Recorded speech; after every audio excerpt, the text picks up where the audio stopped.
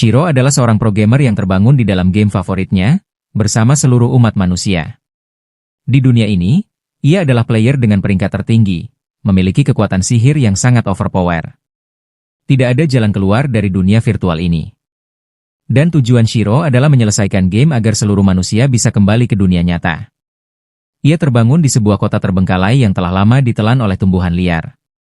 Setelah sadar, Shiro menyadari bahwa dirinya berada di dalam game. Tak lama, ia menemukan beberapa player lain yang juga kebingungan.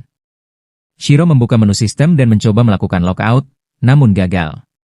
Ia kemudian mengecek friends list dan menghubungi beberapa anggota party lamanya, meminta mereka untuk berkumpul. Untuk pertama kalinya, Shiro menyentuh rumput sungguhan dan hal sederhana itu membuatnya merasa bahagia. Mereka mulai menjelajahi dunia untuk mengumpulkan informasi. Saat melintasi sebuah jembatan, Shiro melihat salah satu anggota partinya, Akatsuki, berdiri di atas gedung. Mereka akhirnya bertemu. Akatsuki meminta ramuan operasi plastik, lalu berubah ke wujud aslinya yaitu seorang asasin kecil bertelinga serigala. Keesokan paginya, Shiro dan kelompoknya bertemu Mariela, teman lama sekaligus pemimpin sebuah guild kecil, di gedung guild miliknya. Mary memberitahu bahwa beberapa guild besar mulai bersiap untuk mengeksploitasi dunia ini dan para player. Ia meminta Shiro untuk bergabung dengan guildnya karena pengalaman Shiro bekerja bersama party terkuat di game. Namun Shiro menolak. Ia memperingatkan Mary bahwa dunia ini tidak sama seperti game dulu, terutama karena monster terlihat jauh lebih berbahaya. Saat matahari terbenam, mereka memasuki hutan yang dipenuhi monster. Tak lama mereka diserang oleh sekelompok monster tupai. Ketika Naotsugu mencoba bertarung, ia kebingungan dengan kontrol yang terasa berbeda. Mereka membentuk formasi, sementara Nao berusaha menahan serangan dan melepaskan monster yang menempel padanya. Tiba-tiba, Shiro terjerat oleh tanaman monster raksasa yang membanting tubuhnya ke tanah. Akatsuki langsung melompat dan menebas tanaman itu hingga mati. Setelah itu, Nyanta akhirnya berhasil mengendalikan perisainya dan menghancurkan monster tersisa. Shiro mendukung mereka dengan sihir, bekerja sama dengan serangan Nao dan Akatsuki hingga seluruh monster berhasil dikalahkan. Keesokan harinya, tersebar kabar bahwa seorang player tewas saat bertarung, tetapi hidup kembali di gereja, sama seperti sistem resurrection dalam game. Hal ini membuktikan bahwa mati bukan jalan keluar dari dunia ini. Malam itu, mereka kembali melawan monster tanaman sebagai sebuah tim. Shiro mengikat monster tersebut dengan sihir, lalu Akatsuki mengakhirinya dengan satu tebasan. Saat berjalan kembali melalui hutan, Shiro memberitahu bahwa situasi kota semakin memburuk. Guild besar mulai menyerang siapapun yang menolak bergabung. Pertarungan antar player semakin sering terjadi, dan player killing meningkat demi lot dan EXP yaitu tindakan yang dibenci Shiro tetapi sulit dihentikan. Ketika memasuki kota, mereka mengirim satu orang untuk maju sebagai pengintai. Tiba-tiba, Nao terikat oleh sihir, namun Shiro langsung meniadakannya. Shiro menembakkan bol cahaya ke depan dan mendeteksi 4 musuh ternyata kelompok player killer. Pertarungan pun dimulai. Nao menghadapi 2 musuh sekaligus, menahan dan membalas serangan mereka. Seorang wanita mencoba menyerang Shiro, tetapi langsung terikat oleh akar sihir.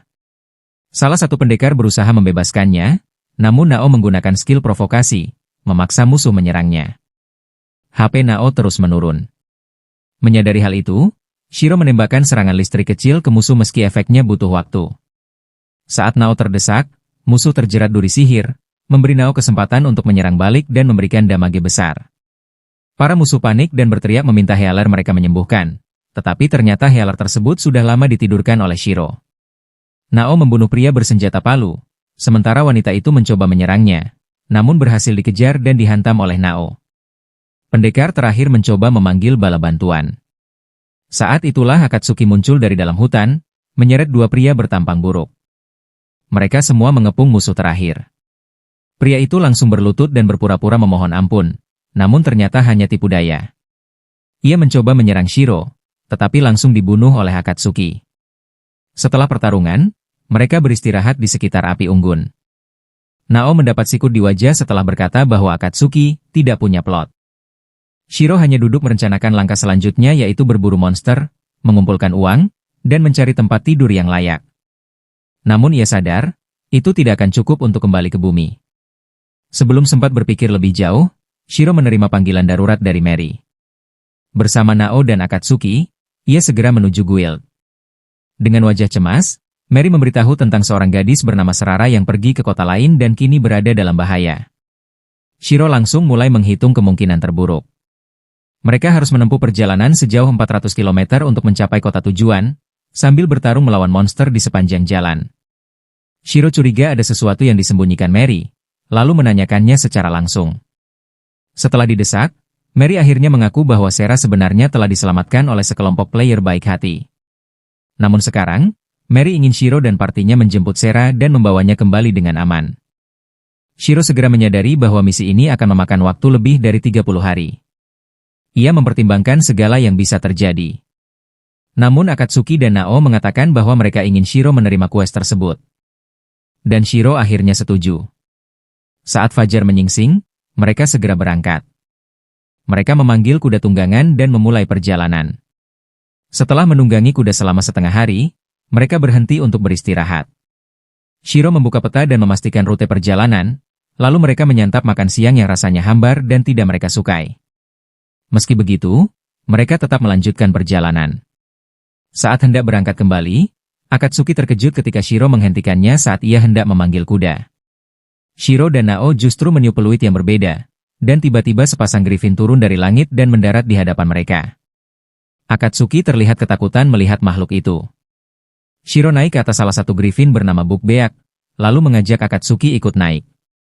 Akatsuki duduk di belakangnya, dan griffin itu pun terbang tinggi ke langit, melintasi pemandangan alam yang indah. Dengan cara ini, mereka bisa mencapai tujuan lebih cepat. Beberapa hari berlalu sejak petualangan dimulai. Berkat griffin, mereka dapat melewati berbagai wilayah dengan cepat, bahkan mencapai sebuah pegunungan yang dipenuhi naga di sekitarnya. Demi keselamatan griffin, mereka memutuskan untuk beristirahat dan melanjutkan perjalanan dengan berjalan kaki. Tak lama, mereka tiba di Great Dungeon, sebuah dungeon besar yang harus mereka lewati untuk mencapai kota tujuan. Mereka menyusuri reruntuhan kuno yang terasa jauh lebih nyata dibandingkan versi game sebelumnya. Tiba-tiba, mereka melihat monster tikus di dinding yang memiliki kemampuan menyebarkan wabah penyakit. Saat melangkah lebih jauh, mereka mendapati lebih banyak monster yang menghalangi jalan. Shiro memilih jalur alternatif yang lebih aman. Setelah itu, mereka kembali beristirahat. Shiro memeriksa peta, sementara Nao terus mengeluh tentang makanan yang bagaimanapun dimasak, tetap saja hambar. Di tengah makan, Shiro menerima panggilan dari Mary.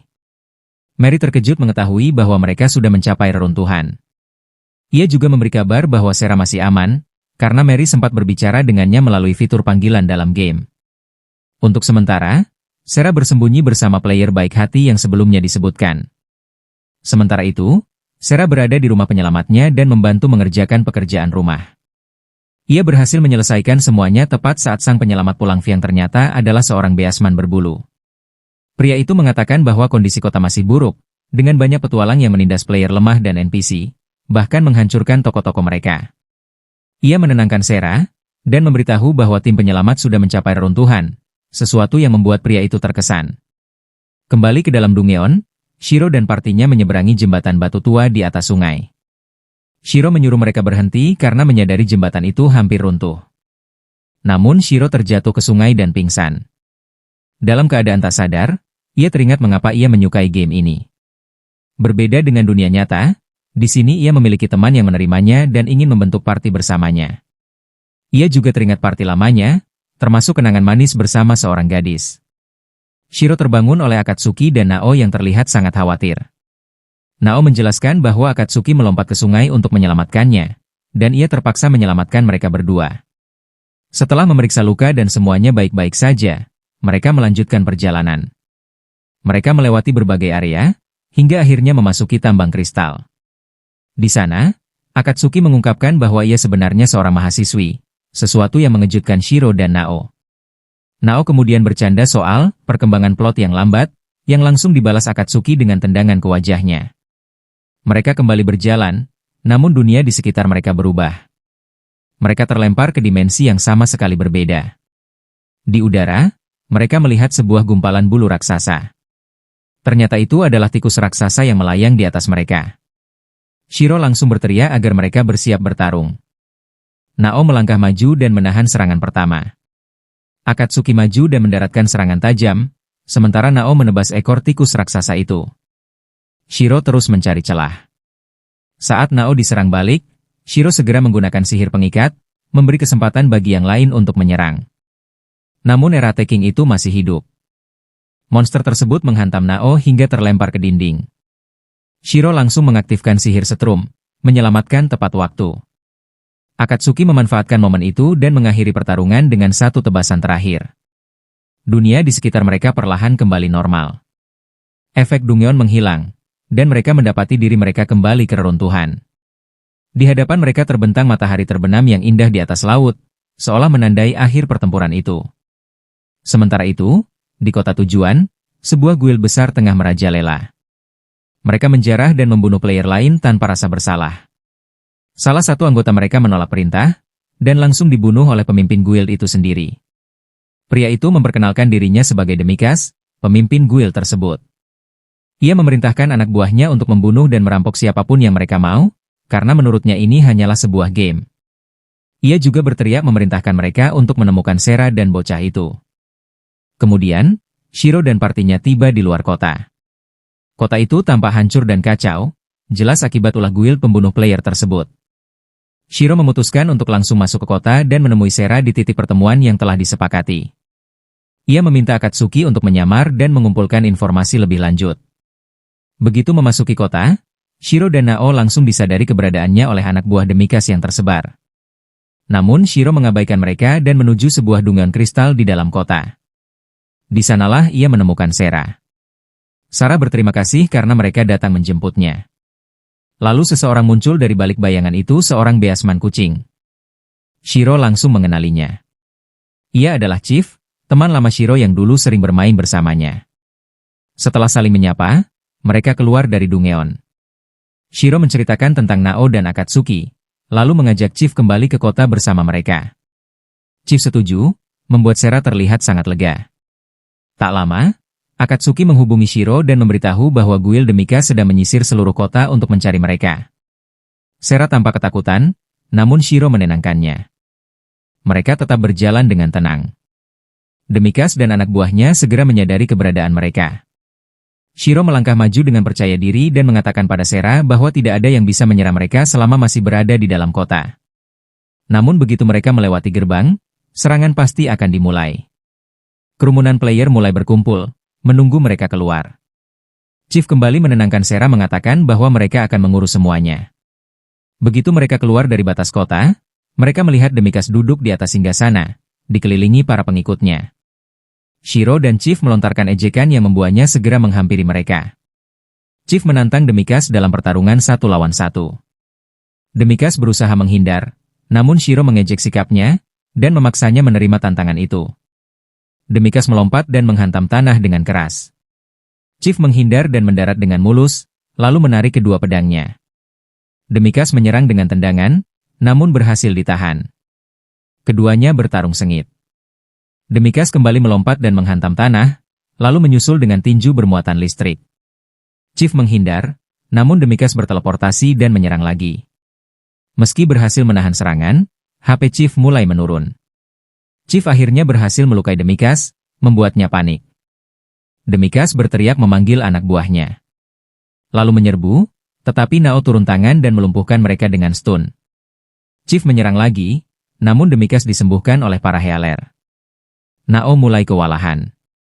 Sera mencoba menyembuhkan Chief, tetapi kekuatannya tidak cukup. Sebuah pukulan Demikas membuat Chief terpental ke dalam hutan. Mereka kembali beradu serangan.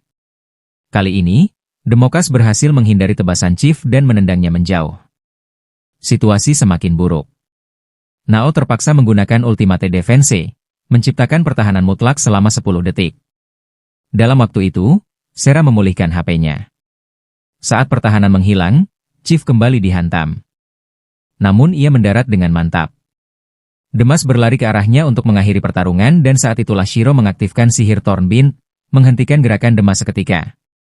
Chief dengan gesit menghindari setiap serangan Demikas, lalu membalasnya dengan combo masif.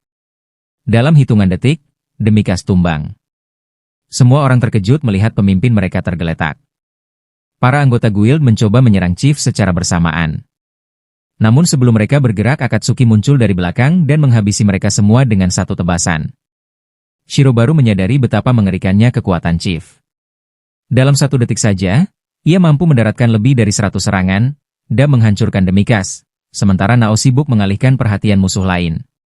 Shiro menoleh ke arah para survivor dan dengan dingin menyuruh mereka pergi. Namun tiba-tiba, Demikas bangkit kembali, dan ia berlari ke arah Shiro.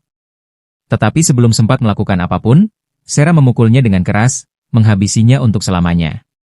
Tanpa membuang waktu, Shiro dan partinya segera memanggil Griffin dan meninggalkan kota yang telah hancur itu. Setelah terbang cukup lama, mereka mendarat untuk beristirahat malam itu. Shiro kesulitan mendirikan tenda karena sama sekali tidak berpengalaman. Sementara itu, Sera dan Chief yang sedang mengumpulkan kayu dan melihat seekor rusa. Chief memutuskan untuk mencoba menu daging untuk 1 hari. Malam itu, tenda akhirnya berdiri. Mereka mulai memakan ransum biasa yang rasanya tetap buruk. Namun tiba-tiba, mereka mencium aroma lezat. Mengikuti baunya, mereka menemukan Chief sedang memanggang daging. Awalnya mereka ragu, tetapi setelah mencicipinya, mereka terkejut bahwa daging itu empuk dan lezat. Mereka langsung melahapnya dan bertanya bagaimana caranya. Chief menjelaskan bahwa selama ini mereka hanya mengandalkan makanan instan dari sistem, yang rasanya memang buruk. Untuk mendapatkan makanan enak, mereka harus memasak sendiri dan memahami teknik dasar. Saat mencoba memasak sendiri, daging mereka langsung gosong. Chief hanya menggeleng dan mengatakan bahwa mereka perlu meningkatkan skill memasak. Malam itu, Chief bercerita kepada Akatsuki bahwa dulu ia, Shiro, dan Nao berada dalam party yang sama bernama Tea Party. Akatsuki menertawakan nama party itu, tetapi ia mengakui bahwa peringkat mereka sangat tinggi dan koordinasi combo mereka luar biasa. Keesokan harinya, mereka melanjutkan perjalanan. Malamnya, mereka beristirahat dan memakan ikan hasil tangkapan Chief. Sementara itu, Sera termenung memikirkan banyak hal tentang masa lalunya. Saat Sera tertidur, Shiro teringat 2 player baru yaitu seorang kakak dan adik yang pernah ia ajari dasar game. Dengan meningkatnya kasus player killing, ia mulai mengkhawatirkan mereka. Namun Nao menyuruhnya untuk tidak terlalu memikirkannya. Keesokan harinya, perjalanan kembali dilanjutkan. Melihat awan gelap berkumpul, mereka memutuskan untuk berteduh. Mereka mendarat di sebuah desa, dan saat hujan mulai turun, mereka menemukan sebuah rumah besar. Lalu mereka masuk. Seorang NPC tua muncul dan menyambut mereka dengan ramah. Ia mengizinkan mereka bermalam di lumbung. Mereka menerimanya dengan senang hati. Malam itu, mereka duduk bersama ketika cucu si kakek datang dan mulai bermain dengan Akatsuki.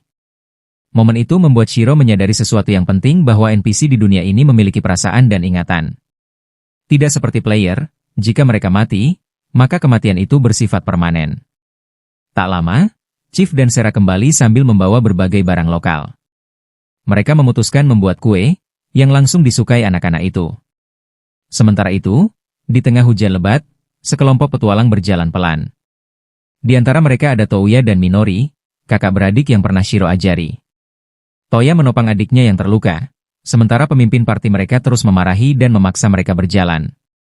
Touya mengeluh bahwa pemimpin mereka yang berlevel tinggi terus menarik monster, membuat mereka terluka hampir setiap hari.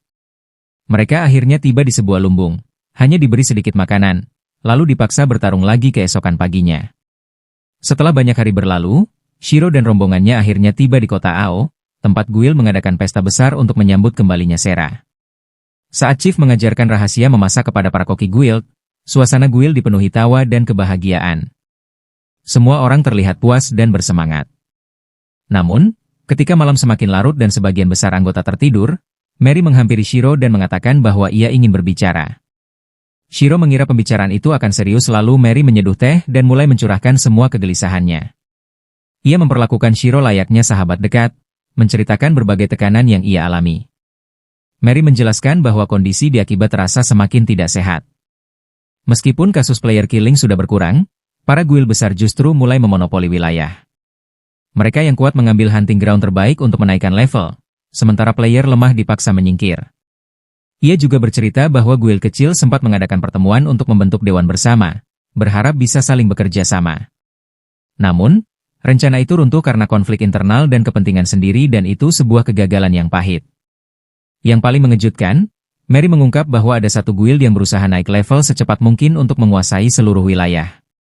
Mereka berburu monster kuat di pegunungan dan menggunakan XP Potion. Hal ini membuat Shiro terkejut, karena XP Potion seharusnya hanya diberikan kepada player baru dan kini justru dirampas. Kemarahan Shiro memuncak. Ia keluar ke malam hari untuk menenangkan diri. Tak lama Chief menemukannya.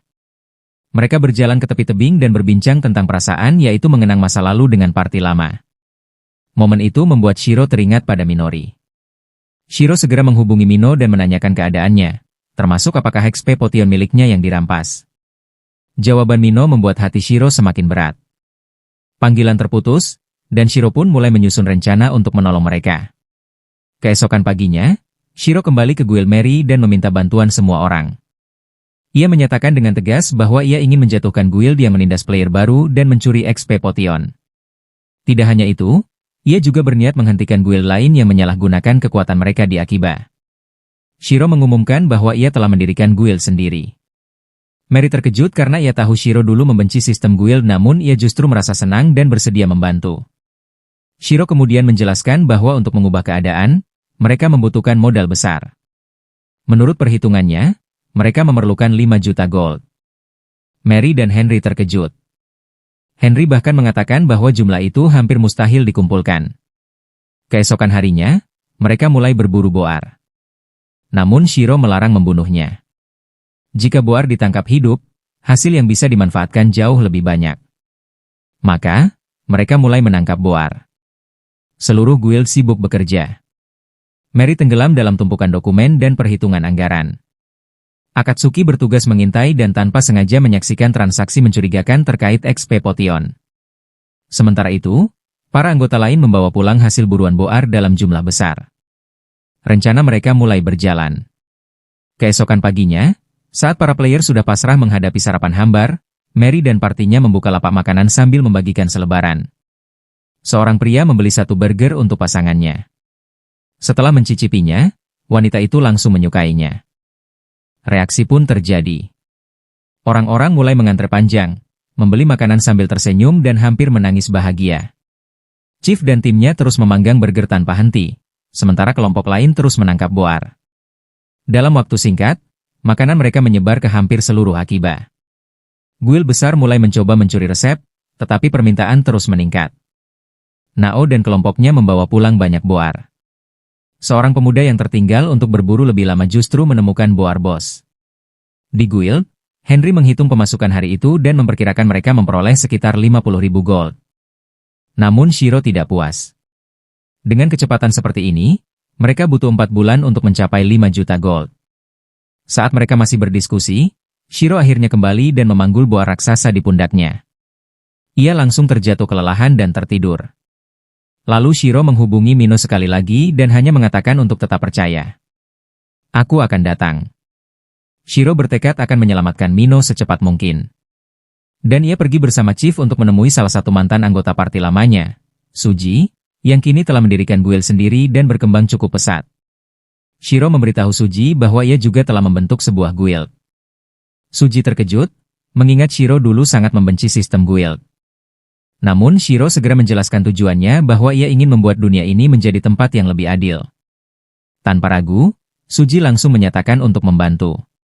Keesokan paginya, guild Suji mulai ikut membantu operasional lapak makanan, sementara Shiro bersiap menjalankan tahap berikutnya dari rencananya. Mereka mengundang salah satu guild dagang terbesar yang menguasai hampir seluruh bahan makanan di Akiba untuk sebuah pertemuan bisnis. Mary dan Henry duduk berhadapan dengan pemimpin guild tersebut, seorang pria bernama Shin. Tujuan mereka jelas untuk meminta Shin memasok bahan baku secara rutin. Henry menyerahkan angka harga yang sanggup mereka bayar. Sebagai pebisnis ulung, Shin langsung mencoba menawar dan menaikkan harga. Namun Henry berdiri dan mengatakan bahwa guild lain juga telah diundang untuk menawarkan bahan mereka. Mendengar itu, Shin khawatir kehilangan kesempatan dan akhirnya menyetujui kontrak untuk memasok bahan dalam jumlah besar. Sementara itu, di tempat lain, Mino dipaksa menjahit armor kulit untuk guild tempatnya bekerja. Ia semakin terpuruk, mengenang ketika pertama kali terjebak di dunia game ini. Saat itu, Toya selalu berada di sisinya, membantunya bertahan dan perlahan menikmati dunia baru tersebut. Namun kebahagiaan itu tidak bertahan lama.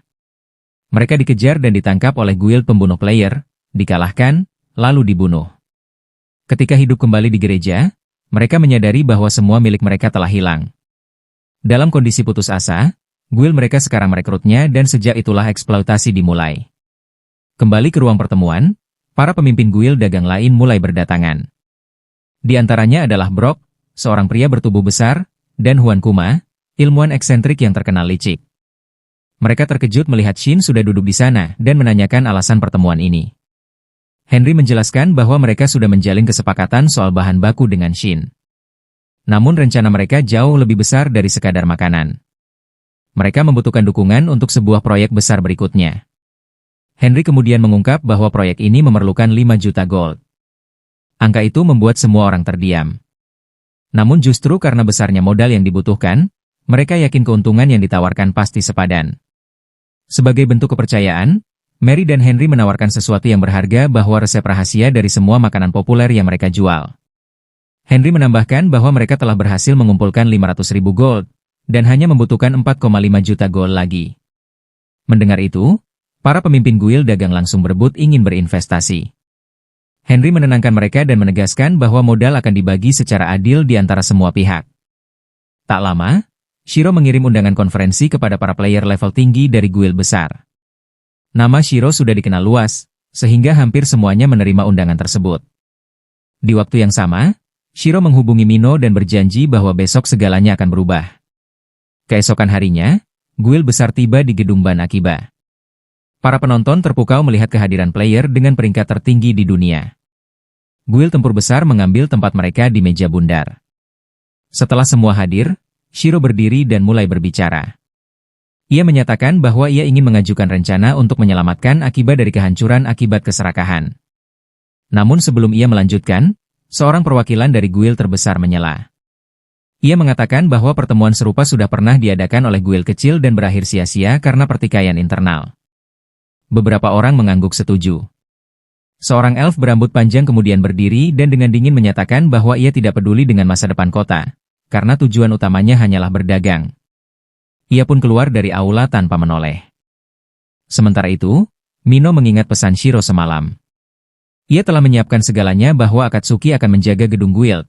Nao bersiaga di gereja untuk melindungi siapapun yang diserang, dan jika keadaan memburuk, mereka sudah menyiapkan rencana pelarian dari gedung dewan.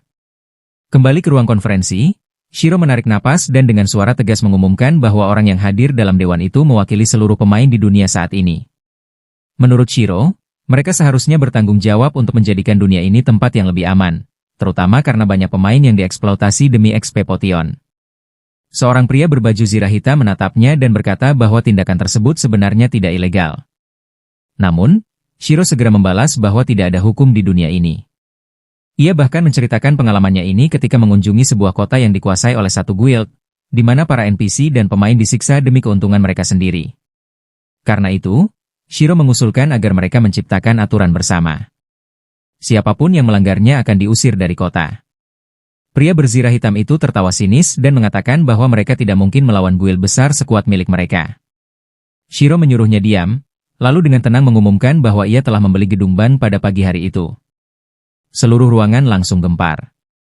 Artinya, Shiro kini memiliki wewenang penuh untuk menentukan siapa yang boleh dan tidak boleh memasuki area tersebut, sekaligus menetapkan seluruh aturan di dalam gedung. Lebih dari itu, guild besar tidak akan bisa mengakses uang mereka di bank, tidak bisa menggunakan gerbang teleportasi, dan akan langsung diblokir jika Shiro menginginkannya. Sementara itu, di tempat lain, Mino dan yang lainnya mulai melarikan diri. Namun, Mino sempat terjatuh setelah diserang musuh. Sebelum musuh itu sempat berbuat lebih jauh, Toya menyerangnya tepat di tenggorokan hingga ia tak bisa berteriak meminta bantuan. Seorang ninja muncul dan mencoba menyerang, tetapi Mino membantu Toya mendorongnya mundur. Mereka berlari, dan sebagian besar berhasil kabur. Sayangnya, Mino dan Toya kembali tertangkap oleh si pemimpin guild dengan sihir gelapnya. Dengan susah payah, Mino mengaktifkan sihir pertahanan. Mereka berdua berhasil lolos melalui pintu teleportasi.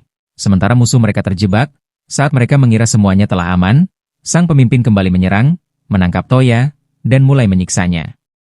Pada saat itulah Akatsuki muncul. Ia membebaskan Toya, lalu menyerahkan sang pemimpin guild kepada Shiro, yang dengan mudah melumpuhkannya. Kembali ke dewan, Shiro tanpa ragu memaksa semua guild besar untuk menyetujui usulannya. Jika tidak, mereka akan kehilangan akses terhadap fasilitas paling mendasar dalam permainan ini.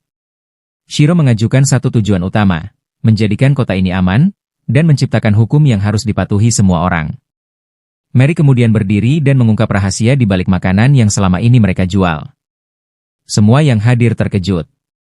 Bersama para guil pedagang, Shiro menjelaskan bahwa di dunia ini mereka bisa menciptakan apapun, sama seperti di dunia nyata, asalkan memiliki bahan yang dibutuhkan. Shiro menambahkan bahwa kebosanan pemain muncul karena tidak ada yang bisa dibeli dan tidak ada hal menarik untuk dilakukan. Jika produk baru terus bermunculan, orang akan mulai mendapatkan uang, lalu membelanjakannya.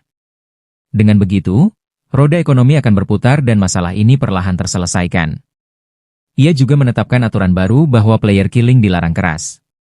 NPC pun harus diberikan hak yang sama, karena tidak seperti dalam game biasa, mereka adalah makhluk yang nyata. Para pemimpin guild tampak terkejut, tetapi akhirnya menyetujui aturan tersebut. Dalam waktu 1 minggu, kota itu berubah drastis. Aiba kini terlihat seperti kota sungguhan, dengan orang yang hidup, bekerja, dan menikmati keseharian mereka. Guild yang menculik pemain akhirnya diusir dari kota dan dilarang kembali selamanya. Para pemain yang diselamatkan pun bergabung dengan guild milik Mary. Setelah itu, Shiro mulai membersihkan dan menyiapkan markas untuk guild miliknya sendiri. Shin sempat berkunjung dan menyarankan agar Shiro mempekerjakan NPC sebagai tenaga kerja, bukan pemain. Namun, Shiro merasa tidak nyaman dengan ide tersebut. Tak lama, Mary dan Suji datang ke markas guild baru itu dan terkejut melihat bangunannya sudah selesai. Shiro menjelaskan bahwa semua itu dibuat oleh guild pedagang, sementara Isaac dari guild tempur membantu membersihkan area. Malam harinya, Chief pergi membeli bahan makanan. Di luar, ia menemukan Toya dan Mino yang berdiri. Mereka mengatakan bahwa mereka tidak bergabung dengan guild Mary, karena ingin bekerja langsung di bawah Shiro, yaitu orang yang telah menyelamatkan mereka. Shiro sempat ragu, tetapi akhirnya mengizinkan mereka bergabung dengan guildnya. Malam itu, mereka menikmati makan malam bersama di bawah langit malam, menandai awal baru bagi semuanya. Kota Aiba kini terlihat lebih hidup dari sebelumnya. Di tengah suasana yang semakin ramai, Toya dan Mino menjalani pelatihan di hutan untuk melawan monster tumbuhan. Mino mulai menunjukkan perkembangan pesat sebagai pendukung, sementara Akatsuki dan Shiro menghabisi para monster. Usai latihan, mereka beristirahat sambil makan. Mayo bercanda dengan mengatakan bahwa Akatsuki hanyalah seorang penyendiri emosional yang berpura-pura dingin. Candaan itu langsung dibalas dengan tendangan ke wajah. Pada hari yang sama, Shiro dan yang lainnya dipanggil oleh Mary. Untuk pertama kalinya, Mary datang dengan rencana yang masuk akal. Ia ingin mengadakan camp pelatihan bagi pemain level rendah agar mereka bisa berkembang, sekaligus menjadikannya kesempatan untuk beristirahat dari kesibukan yang melelahkan. Kabar tentang camp itu dengan cepat menyebar ke seluruh wilayah. Sementara itu, Toya tetap berlatih pada malam hari demi meningkatkan kemampuannya. Keesokan paginya, saat Shiro tengah merancang detail camp, ia menerima laporan bahwa sekelompok pria mencurigakan sedang mendekati kota. Mereka keluar untuk menemui rombongan itu. Para NPC langsung berlutut, dan pemimpin kelompok tersebut memperkenalkan diri sebagai utusan raja dari timur, yang datang untuk bertemu para pemimpin dewan. Shiro dan salah satu perwakilan dewan menemui utusan itu. Sang utusan mengundang mereka menghadiri pesta dansa di ibu kota kerajaan, lalu pergi begitu saja. Setelahnya, Shiro mengungkapkan kekhawatirannya tentang keterlibatan dalam politik kerajaan. Meski begitu, ia meyakinkan bahwa perang tidak akan terjadi, karena kekuatan mereka jauh lebih besar. Keesokan harinya, semua orang berangkat menjalankan misi. Separuh anggota guild mengantar para pemain pemula ke sebuah sekolah terbengkalai di pedesaan, tempat camp pelatihan akan diadakan. Sementara itu, Shiro dan rombongan lain, sesuai keputusan dewan, berangkat ke timur untuk menemui sang raja. Shiro mencurigai bahwa para NPC mungkin jauh lebih kuat dari yang mereka perkirakan. Karena itu, ia mengirim Mary dan Mino untuk mengumpulkan informasi sebanyak mungkin. Sayangnya, Mary justru menikmati suasana liburan. 2 jam kemudian, Shiro dan rombongannya tiba di Istana Es. Mereka masuk tepat saat malam tiba, dan perayaan pun dimulai. Lalu sang raja turun untuk menyambut mereka. Shiro mendadak membeku dan tak bisa berkata, sehingga perwakilan dewan yang lain mengambil alih percakapan. Sang raja tertarik untuk mengetahui lebih jauh tentang bagaimana sistem Makao bekerja. Tiba-tiba, Putri Lien muncul. Seisi ruangan langsung terdiam, dan hampir semua orang menatapnya tanpa berkedip. Sementara itu, di kamp pelatihan, Shiro mengumumkan bahwa keesokan harinya para pemain pemula akan menjalani Dungeon pertama mereka tanpa pendamping. Pengumuman itu membuat mereka gugup. Dungeon memang berisi monster yang relatif lemah, tetapi biasanya dijaga oleh monster kuat di area sempit, sehingga pertarungan menjadi jauh lebih berbahaya. Di istana, pesta dansa dimulai. Sang raja bertanya apakah Shiro ingin ikut berdansa. Meski ragu, Henry justru menariknya ke tengah lantai dansa, memaksanya menari di depan semua orang. Setelah itu, Shiro terduduk lemas di sofa, karena kehabisan tenaga. Lalu Mino menelepon dan memberitahu rencana Dungeon mereka. Namun, Shiro malah menyuruhnya berhenti menangis dan Mino langsung memakinya, menyebutnya seksis, lalu menutup panggilan. Pagi berikutnya, Shiro sarapan bersama kelompoknya sambil membahas situasi politik. Ia menjelaskan bahwa NPC kini memiliki pengaruh besar dan mulai memahami kekuatan para pemain. Cepat atau lambat, mereka akan mencoba membentuk aliansi demi merebut kekuasaan.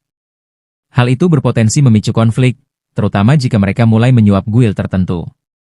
Untuk itu, Shiro mengirim Akatsuki melakukan penyelidikan diam-diam. Di kamp pelatihan, instruktur membawa para pemula ke dekat hutan dan membagi mereka ke dalam beberapa tim sebelum meninggalkan mereka sendiri. Toya dan Mino satu tim dengan Sera, Asuzu, serta seorang pria sombong bernama Rudy yang merasa dirinya paling kuat. Anehnya, Rudy justru cepat akrab dengan Toya yang sama keras kepalanya. Dua orang itu dengan percaya diri memimpin tim menuju Dungeon. Di pintu masuk, Shiro muncul dan memperingatkan Toya agar fokus menjalankan perannya sebagai tank dan tidak bertindak gegabah. Sambil menyemangati Mino agar lebih percaya diri, Chief mempersilakan mereka memasuki Dungeon. Mereka mulai berjalan menembus kegelapan, yang tentu saja membuat para gadis ketakutan, persis seperti yang mereka bayangkan. Rudy lalu mengangkat tongkat besarnya dan menciptakan beberapa bola cahaya. Mengikuti tindakannya, Sera juga memunculkan sihir cahaya. Dengan penerangan itu, mereka melanjutkan perjalanan dan segera melihat sekumpulan kerangka hidup. Tak lama, mereka tiba di persimpangan dengan dua jalur masuk. Setelah memilih salah satunya, mereka kembali berjalan. Di sepanjang jalan, Mino mulai menyadari bahwa Rudy itu ceroboh dan ia bersiap untuk terus mengawasinya. Tiba-tiba, Toya memberi isyarat agar semua berhenti. Ia melihat tiga kerangka di depan mereka. Namun, Rudy tanpa sengaja membuat suara keras. Toya langsung berlari ke depan dan menggunakan sihirnya, memancing para kerangka untuk menyerang. Ia melancarkan tebasan kuat dan berhasil menjatuhkan dua di antaranya, tetapi justru terkena serangan balasan dari musuh terakhir. Ia bertahan menggunakan perisainya, sementara Sera segera melantunkan sihir penyembuhan. Saat Toya kembali terlibat pertarungan, Rudy mengangkat tongkatnya dan melepaskan bola api yang menghantam seluruh kerangka. Dengan bantuan sihir tambahan, serangan itu menghabisi musuh terakhir. Rudy bersorak kegirangan, namun kegembiraannya langsung terhenti ketika sebuah anak panah menancap di tubuhnya. Mereka menoleh dan melihat kerangka pemanah. Toya langsung menyerbu ke arahnya, tetapi justru mendapati lebih banyak kerangka menunggu. Mino berusaha memberikan dukungan, sementara Toya bertarung di garis depan dan Rudy membantu dengan sihir. Namun, para kerangka justru berbalik menyerang Rudy. HP-nya turun drastis, dan ia jatuh ke tanah dalam keadaan menyedihkan. Tanpa pilihan lain, mereka memutuskan mundur dan melarikan diri keluar dari Dungeon. Sementara itu, di istana, salah satu anggota dewan melihat sang putri sendirian dan mencoba mendekatinya. Ia mengajak bicara, tetapi sang putri sama sekali tidak tertarik. Ia pergi meninggalkannya untuk menyelesaikan potret dirinya. Saat berjalan menyusuri aula, sang putri mendengar keributan dan melihat pria itu sedang berlatih tanding dengan para prajurit. Dengan mudah, ia mengalahkan mereka semua. Sang putri pun duduk dan menonton. Pria itu lalu mengumumkan bahwa siapapun yang memenangkan pertandingan akan mendapat kesempatan minum teh bersama sang putri. Kerumunan pun langsung memadati arena. Ia menghadapi seorang pria besar dan berhasil mengalahkannya. Tepuk tangan bergema, tetapi sang putri tetap tidak terkesan. Di sisi lain, Toya dan timnya berlari menyeberangi sebuah jembatan dan menemukan sebuah ruangan. Mereka menguncinya dan duduk untuk beristirahat. Namun, Rudy justru mulai mengomel, menyalahkan para healer dan menyebut mereka tidak kompeten. Toya langsung membungkamnya dan mengatakan bahwa Rudy hanyalah pemula yang tidak tahu cara bermain dengan benar. Di pantai, Mary menikmati hidupnya. Ia tertawa sambil menangkap kepiting raksasa, sementara para pemain pemula bertarung melawan makhluk itu untuk dijadikan sup kepiting. Di dekat perkemahan, Chief dan Shiro menghabiskan waktu bersama dalam suasana santai layaknya sesi bro time. Kembali ke istana, pemimpin guild pedagang diundang ke jamuan makan malam. Sang bangsawan menjelaskan bahwa mereka bersedia menyediakan lebih banyak bahan mentah, tetapi jalur darat sering diserang monster. Karena itu, mereka meminta sang pedagang untuk membantu membangun kapal. Sementara itu, pria dari dewan membawa sang putri ke balkon. Ia sempat dikerubungi oleh beberapa gadis yang berisik, tetapi berhasil mengusir mereka. Ia kemudian berbicara dengan sang putri, mencoba menunjukkan sisi berbudayanya, sebelum akhirnya mengatakan bahwa ia ingin membantu jika sang putri suatu hari menghadapi masalah. Di tempat lain, Shiro melihat Akatsuki berlari ke sana kemari dengan gelisah. Ia menghampirinya, tetapi tiba-tiba mereka merasakan kehadiran yang berbahaya. Dan seorang pria berjubah muncul memperkenalkan diri sebagai Rean, seorang penyihir. Shiro membawa Rean ke perpustakaan bersama Akatsuki. Rean langsung menanyakan tentang tas sihir milik Shiro, sesuatu yang membuat Shiro terkejut karena hanya petualang level tinggi yang mengetahui keberadaannya. Menyadari keterkejutannya, Rean menjelaskan bahwa ia adalah ilmuwan sihir yang dibayar terlalu murah, dan kemudian mulai memaparkan alasannya datang ke Aiba. Ia dikenal sebagai mage dari Danau Mer. Shiro langsung mengenali nama itu dan menoleh ke Akatsuki. Penyihir Danau Mer adalah legenda besar di dalam game, ujar Shiro dengan nada tak percaya. Raut wajah Shiro berubah penuh antusias. Jika legenda itu nyata, maka Rean bisa menjawab banyak pertanyaan yang selama ini mengganggunya. Rean pun mulai berbicara. Ia menjelaskan bahwa dirinya sedang meneliti sihir tingkat dunia, jenis sihir yang bahkan belum pernah diketahui oleh Shiro sendiri. Menurutnya, ada 8 jenis kemampuan sihir berdasarkan skala serangan. Dari sihir yang hanya menyerang satu musuh, sekelompok musuh, beberapa kelompok sekaligus, hingga sihir pemusnah besar atau sejenis nuklir yang mampu menghancurkan kastel, pasukan, bahkan sebuah benua. Namun di atas semua itu, ada tingkatan tertinggi yang disebut World Class Magic, sihir yang mampu menghancurkan seluruh dunia. Shiro meragukan keberadaan sihir semacam itu, tetapi Rean menegaskan bahwa sihir tersebut ada dan telah digunakan 3 kali di masa lalu melalui sebuah mantra bernama World Fraction. Ketertarikan Shiro langsung memuncak. Ia meminta Rean menceritakan bagaimana sihir itu pernah digunakan.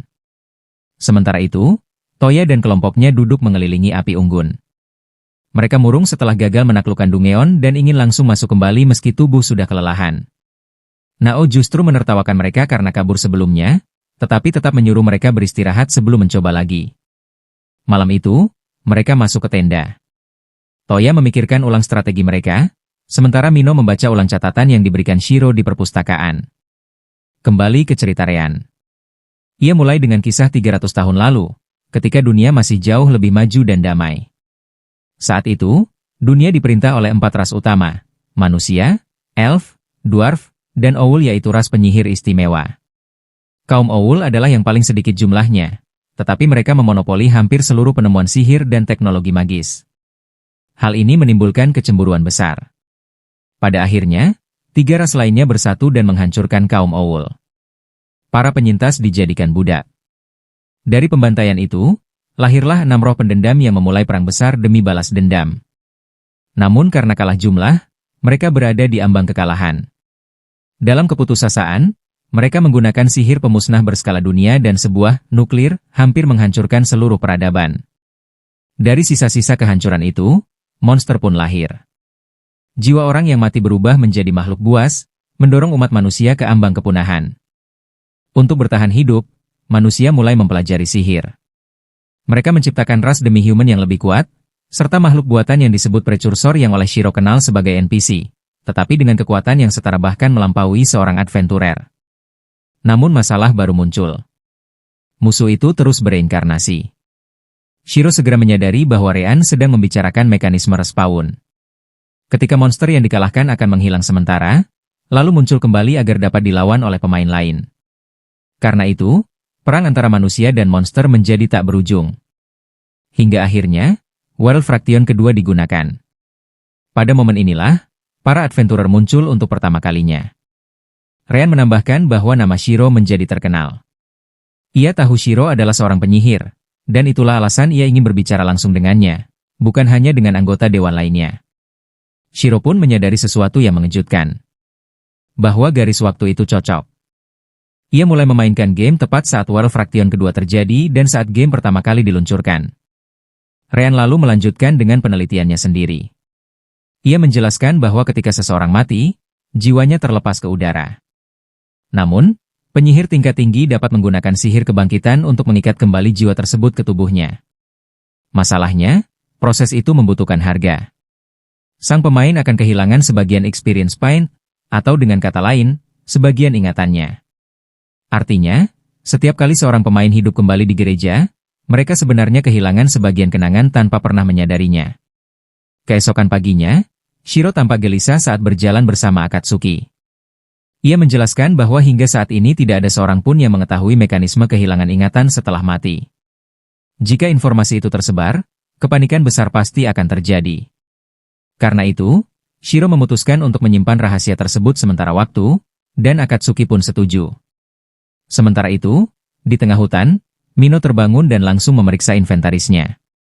Tak lama, Asuzu juga bangun dan mengeluh karena tidak bisa tidur semalaman, lalu pergi ke danau untuk mandi. Toya bangun dengan wajah kusut. Tanpa banyak bicara, ia berjalan masuk ke hutan untuk buang air. Di sana, ia melihat Rudy sedang berlatih sendirian. Namun begitu Rudy menyadari keberadaan Asuzu, ia langsung berubah dengan berjalan santai. Asuzu mengajaknya sarapan. Tawaran itu langsung membuat Rudy salah tingkah, tetapi Asuzu segera menegaskan bahwa itu bukan kencan. Rudy mengangguk cepat dan ikut kembali ke perkemahan. Di camp, hujan mulai turun. Untungnya, mereka memiliki makanan hangat, dan hampir semua menikmatinya kecuali Toya, yang tampak terus berpikir. Tiba-tiba, Rudy berdiri dan mengusulkan agar mereka kembali masuk ke Dungeon. Mino menepuk pipinya sendiri untuk menyemangati diri, lalu dengan tegas mengatakan bahwa mereka belum siap. Semua menatap Mino ketika ia menjelaskan bahwa mereka sebaiknya menunggu hingga sore. Namun Rudy memotong pembicaraan dan menyuruhnya kembali ke dapur, karena menurutnya para pria ada di sini untuk mengejar level dan EXP secepat mungkin. Mino langsung mengejek Rudy, mengingatkan bagaimana ia selalu kabur panik setiap kali diserang di dalam Dungeon. Rudy terdiam. Mino lalu berkata bahwa ia tidak bisa menyusun strategi jika tidak mengetahui kemampuan dan gaya bermain antar anggota. Ia perlu tahu siapa yang nyaman bertahan dari belakang, dan siapa yang suka maju menyerang. Satu persatu, mereka pun mulai menjelaskan. Rudy mengaku paling mengandalkan verbal, sihir kuat yang bisa ia gunakan setiap 10 detik. Mino mencatatnya. Hal itu membuat Toya menyadari sesuatu. Ia menjelaskan bahwa skill taunt miliknya memancing musuh untuk menyerangnya, karena mereka merasa diprovokasi. Masalahnya, sebelum efek taunt bekerja, verbal Rudy sering lebih dulu mengenai musuh, sehingga justru membuat mereka menyerang Rudy. Mino mencatat semuanya. Kini, kegagalan mereka sebelumnya mulai terasa masuk akal. Suasana pun menjadi lebih ringan, dan mereka mulai membuka diri tentang kemampuan mereka. Keesokan harinya, mereka kembali memasuki Dungeon. Sekelompok skeleton terlihat berjalan di depan. Kali ini, mereka sudah siap. Semua langsung mengambil posisi. Toya berlari ke depan dan mengaktifkan taunt, membuat seluruh musuh mengejarnya. Anggota lain tetap bersembunyi. Saat satu skeleton terpisah, Toya dan Mino menyerangnya bersama. Namun Mino sempat terjatuh. Rudy datang tepat waktu, memblokir anak panah yang meluncur ke arahnya. Lalu Rudy memilih sihir petir, dan berhasil menghabisi skeleton tersebut. Di sisi lain, Toya menghadapi 4 musuh sekaligus. HP-nya turun drastis, tetapi Sera sudah bersiap dan langsung memulihkan kesehatannya hingga penuh. Dengan semangat baru, Toya bertahan sambil mengingat pesan Nao untuk selalu fokus dan tenang. Ia kembali menggunakan taunt, memukul 2 musuh sekaligus, lalu memberi aba-aba kepada timnya untuk menyerang. Asuzu mulai menyerang dari jarak aman. Rudy akhirnya melepaskan verbal yang kali ini tepat sasaran, mengenai seluruh musuh. Serangan itu diikuti efek pembekuan yang menghancurkan para skeleton sepenuhnya. Mereka tetap waspada saat mendekati pintu Dungeon. Ketika menyadari bahwa lantai itu telah berhasil diselesaikan, mereka pun bersorak, merayakan kemenangan yang diraihnya. Malam harinya, Shiro masih berada di kastel, sibuk menulis catatan dan mengurus berbagai dokumen penting tanpa tahu bahwa benih perubahan besar telah mulai tumbuh, baik di medan perang maupun di dalam hati para pemain. Sambil terus memikirkan kenyataan mengerikan bahwa mereka bisa kehilangan ingatan jika mati saat bertugas, Shiro tiba-tiba menerima panggilan dari Mino. Dalam panggilan itu, Mino memberitahu bahwa kelompoknya berhasil menyelesaikan quest Dungeon dan berencana masuk sekali lagi keesokan harinya. Shiro mengucapkan selamat kepadanya, lalu meminta laporan detail tentang performa setiap anggota tim. Mino dengan antusias menjelaskan semuanya, dan lengkap dengan catatan rapi yang sudah ia susun. Keesokan harinya, bencana besar terjadi di pantai. Shiro dan kelompoknya segera berlari ke lokasi setelah Mary memberi kabar bahwa monster ikan sedang menyerang pantai. Setibanya di sana, mereka dibuat terkejut oleh pemandangan mengerikan bahwa jumlah monster ikan yang tak terhitung meloncat keluar dari laut, mendarat di pantai sambil membawa senjata, lalu menyerang semuanya. Pertempuran pun pecah. Mary berteriak agar semua orang melarikan diri, namun ia sendiri justru diserang. Para monster ikan mengepungnya, tetapi Shiro tiba tepat waktu dan langsung menghadapi mereka. Ia menyuruh Mary untuk lari masuk ke hutan sementara dirinya menahan para monster itu sendirian. Mary pun berlari, sementara Shiro menerjang ke tengah pertempuran, seolah berniat membuat sushi segar dari para monster ikan tersebut. Para pemain berpengalaman berusaha membunuh sebanyak mungkin musuh, tetapi mereka perlahan ikut terkepung. Meski begitu, mereka tetap bertahan demi mengulur waktu agar para pemain mencapai zona aman. Sementara itu, di dalam hutan, Nao dan yang lainnya sedang bertarung melawan sekelompok goblin. Chief terbang ke udara untuk mengamati situasi dari atas.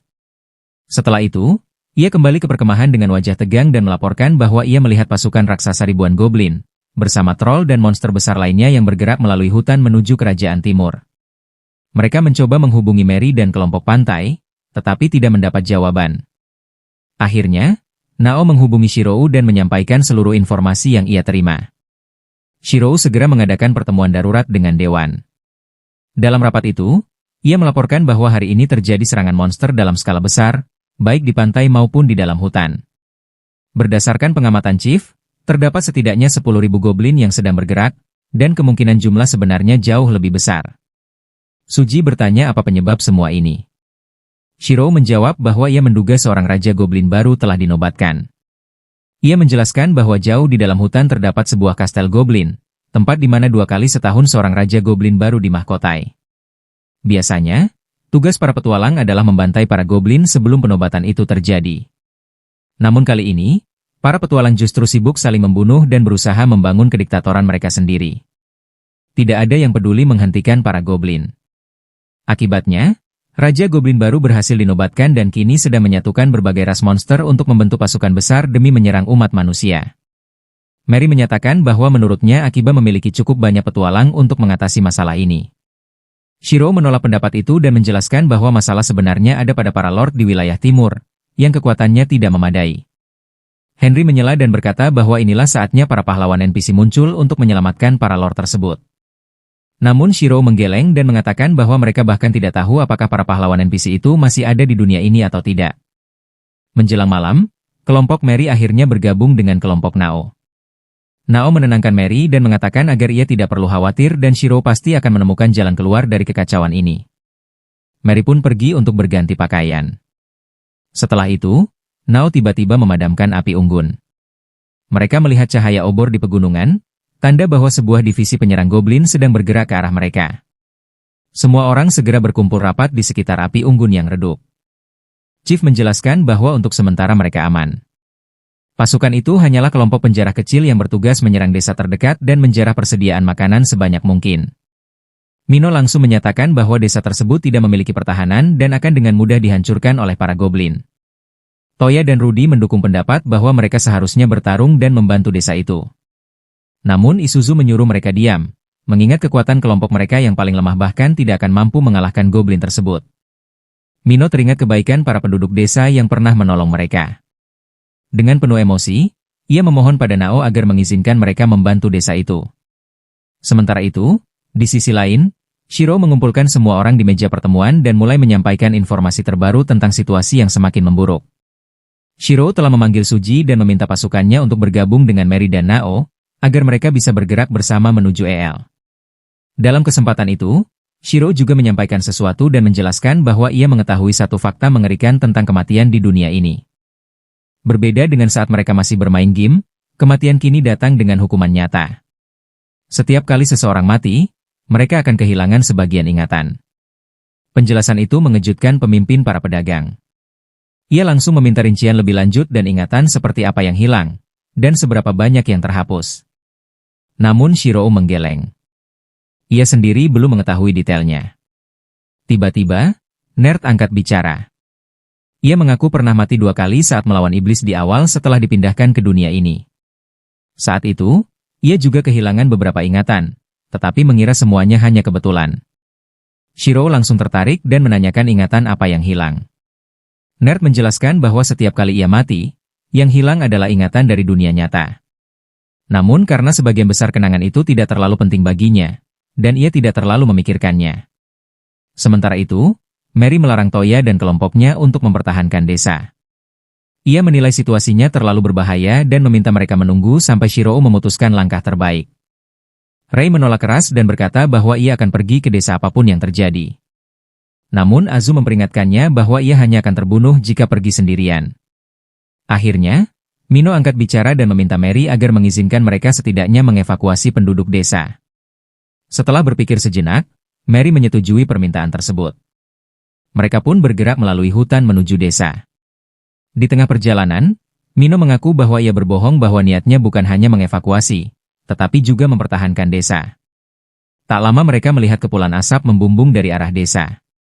Saat tiba di sana, mereka mendapati desa itu telah hangus terbakar dan hancur total. Sambil mencari kemungkinan korban selamat, Toya melihat 2 goblin sedang bermain dengan sebuah boneka. Pemandangan itu membangkitkan amarahnya. Tanpa berpikir panjang, Toya langsung menyerang mereka sendirian. Rudy segera menyusul dan membantu dengan sihirnya. Salah satu goblin tewas oleh serangan Rudy, sementara Toya menghabisi yang lain. Setelah itu, Rudy berdebat dengan Asuzu, menegaskan bahwa mereka harus melindungi yang masih hidup. Toya kemudian mengubur boneka itu agar tidak ditemukan siapapun. Beberapa saat kemudian, Nao dan yang lainnya tiba. Mino segera mengatakan bahwa ia memiliki rencana dan meminta semua orang mendengarkan. Ia menjelaskan bahwa mereka tidak mungkin mempertahankan semua desa. Karena itu, strategi harus diubah dan mereka harus menyerang para goblin secara langsung. Mino menggunakan sihirnya untuk mengamati situasi di malam hari, sementara Nao menghubungi pihak lain dan memberitahu bahwa mereka telah memutuskan untuk mengambil inisiatif menyerang. Para goblin tidak menjaga sisi belakang mereka dan tidak memiliki pelatihan yang baik, sehingga serangan ini memiliki peluang besar untuk berhasil. Chief dan Nao juga akan ikut berjaga untuk melindungi para pendatang baru jika diperlukan.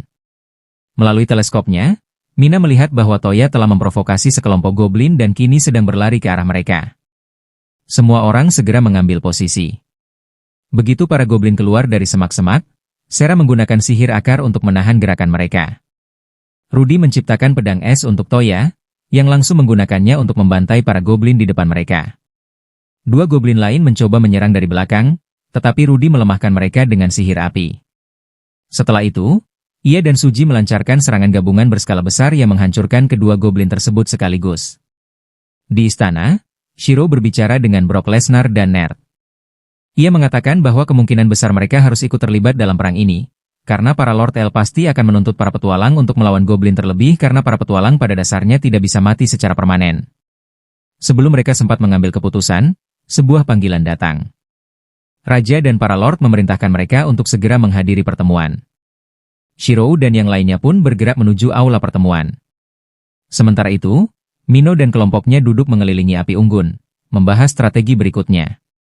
Rudy membersihkan sarung tangan sihir yang baru mereka temukan yaitu sebuah artefak yang hanya bisa digunakan oleh penyihir. Tanpa ragu, kelompok memutuskan untuk menyerahkannya kepada Rudy. Tak lama, Mino berdiri dan memberi perintah untuk bergerak. Masih banyak goblin yang harus dibunuh. Dengan tekad bulat, mereka kembali memasuki hutan. Di saat yang sama, pertemuan besar di istana pun akhirnya dimulai. Para lord kembali mengulang pembicaraan diplomatis sama seperti biasa. Mendengar itu, Shirou akhirnya memotong pembahasan dan langsung ke inti persoalan. Ia menanyakan status pahlawan legendaris. Salah satu lord menjawab bahwa mereka tidak ingin mengganggu para pahlawan legendaris hanya untuk perang kecil seperti ini. Menurutnya, para petualang dan Akiba seharusnya sudah cukup untuk menangani masalah tersebut. Lord lain menimpali bahwa mereka tahu Akiba memiliki pasukan yang sangat besar. Namun Shirou segera meluruskan anggapan itu. Ia menegaskan bahwa Akiba tidak memiliki tentara tetap. Mereka semua adalah petualang bebas, bukan pasukan resmi, dan setiap orang berhak memilih apa yang ingin mereka lakukan. Salah satu Lord berdiri dengan wajah marah dan berteriak, menuduh para petualang sebagai pengecut. Menurutnya, para petualang sangat kuat dan tidak perlu takut melawan goblin. Bahkan jika mereka mati, mereka bisa hidup kembali. Ucapan itu langsung memicu amarah Brok. Ia menghantam meja hingga retak dan berteriak agar Lord tersebut diam. Ia menegaskan bahwa para petualang bukanlah hewan peliharaan siapapun, juga tidak bekerja untuk EL. Mereka tidak memiliki kewajiban apapun untuk membantu para Lord. Ruangan pun terdiam. Namun seorang Lord botak dengan nada meremehkan kembali bicara, mengatakan bahwa para petualang terlalu kuat sehingga mengalahkan goblin seharusnya mudah. Brok membalas dengan dingin, mengatakan agar ia berhenti berbicara sembarangan. Dengan sikap seperti itu, para petualang akibat tidak akan pernah percaya atau mau membantu EL. Sebelum perdebatan berlanjut, sang putri sendiri memasuki ruangan. Dengan langkah tegas, ia menunjukkan wibawanya. Ia menatap Nerd dan menyatakan bahwa ia ingin dibawa ke Akiba. Para Lord saling memandang, bertanya apakah di sana ada pusat perbelanjaan baru. Putri itu kemudian menjelaskan bahwa para petualang adalah orang bebas. Karena itu, ia ingin datang sendiri ke Akiba untuk menunjukkan rasa hormat, lalu meminta mereka secara langsung agar bersedia menjadi sukarelawan dalam perang melawan goblin. Ia juga mengungkapkan fakta yang mengejutkan bahwa pahlawan legendaris telah menghilang dan tidak akan ikut bertempur. Pengakuan ini membuat para Lord marah, karena mereka selama ini menyembunyikan kebenaran tersebut. Namun sang raja bertepuk tangan, memerintahkan semua orang untuk diam. Putri itu melanjutkan, mengatakan bahwa selama ini para Lord hanya berusaha menggunakan petualang sebagai alat. Bahkan jika hanya 10 atau 15 petualang yang bersedia membantu, itu akan menjadi pertolongan besar. Setelah menyelesaikan pidatonya, ia kelelahan lalu pingsan. Sementara itu, di hutan, Mino dan yang lainnya berjalan dengan kewaspadaan tinggi. Bahkan suara burung pun sempat membuat mereka terkejut. Mereka tertawa kecil menyadari betapa tegangnya diri mereka, lalu kembali melangkah dengan satu tujuan yang sama yaitu menghancurkan para goblin. Di sisi lain, Nerd membawa sang putri menaiki seekor griffin, diikuti oleh Cirel dan Akatsuki, menuju Akiba. Saat akhirnya tiba, putri terpesona. Ia tidak menyangka kota seperti ini bisa ada. Gerobak makanan berjajar di sepanjang jalan. Orang-orang makan, tertawa, dan menikmati malam. Di beberapa sudut, para penari tampil, sementara para idol bernyanyi, menciptakan suasana meriah yang penuh kebebasan. Nerd mengatakan kepada sang putri bahwa Shirou akan menemaninya berkeliling kota. Ia sendiri pergi menemui anggota guildnya untuk menyampaikan informasi terbaru yang mereka peroleh. Shirou membawa sang putri ke sebuah gudang, tempat mereka bertemu seseorang yang sebelumnya telah ia beritahu untuk bersiap menyambut kedatangan putri. Orang itu tampak sangat terkesan. Shirou kemudian mengajaknya ke ruang pakaian untuk memilih busana yang sesuai yaitu pakaian yang tidak membuat sang putri terlihat mencolok, tetapi memberinya kesan sebagai seorang prajurit sejati. Beberapa anak-anak masuk ke ruangan. Mereka sangat gembira melihat putri sungguhan dan bahkan memberinya sebuah burger. Sang putri mencicipinya dan terkejut dengan rasanya. Ia belum pernah merasakan makanan seenak itu sebelumnya. Sayangnya, saus menetes dan mengotori pakaiannya. Namun itu bukan masalah besar. Shirou yang berdiri di dekatnya segera membantu, lalu menyerahkan pakaian baru yang telah ia pilih. Ia meminta Akatsuki untuk membantu merapikan dan mendandani sang putri. Saat proses itu berlangsung, sang putri terlihat sedikit tidak nyaman. Dalam benaknya, pakaian seperti ini seharusnya dikenakan oleh para wanita biasa bukan oleh seorang putri. Namun Akatsuki langsung memotong ucapannya dan menyuruhnya menutup mulut bangsawannya, sambil dengan cekatan menyesuaikan pakaian tersebut. Tepat saat itu, Shirou dan Shin masuk dan melihat hasil akhirnya. Tak lama, Shirou mengumpulkan semua orang di sebuah area terbuka. Ia naik ke atas panggung dan menyalakan lampu penerangan. Setelah memberi salam singkat, ia langsung menyampaikan tujuan mereka berkumpul malam itu. Ia mengatakan bahwa mereka semua dipanggil untuk membuat sebuah keputusan besar yaitu keputusan yang bisa memengaruhi masa depan mereka. Shirou menjelaskan bahwa sekitar 20.000 goblin telah bersatu dan kini bergerak menyerang setiap wilayah yang mereka temui, menghancurkannya tanpa sisa. Target utama mereka saat ini adalah Heastal. Jika dibiarkan menghadapi ancaman ini sendirian, Heastal diperkirakan akan kehilangan sekitar 70% kekuatannya. Para petualang segera bereaksi. Mereka mulai membuka peta, berdiskusi tentang strategi pertahanan, serta menghitung sumber daya yang dibutuhkan untuk menghadapi invasi berskala besar ini. Pemandangan itu mengejutkan sang putri. Ia menyadari bahwa orang di hadapannya bukanlah prajurit bodoh yang hanya tahu mengikuti perintah. Mereka adalah individu bebas, dengan kemampuan berpikir taktis yang terlatih. Bahkan, sebagian besar dari mereka memiliki pola pikir strategi setara dengan para jenderal yang duduk di dewan perangnya. Shiro melanjutkan penjelasannya. Ia menegaskan bahwa Akiba berada dalam posisi aman. Jika para goblin mendekati wilayah ini, para petualang bisa dengan mudah memusnahkan mereka sepenuhnya. Karena itu, secara logis, Akiba tidak memiliki alasan kuat untuk membantu Eastal. Ia juga menambahkan bahwa menyelamatkan Eastal tidak memberi keuntungan langsung bagi Akiba.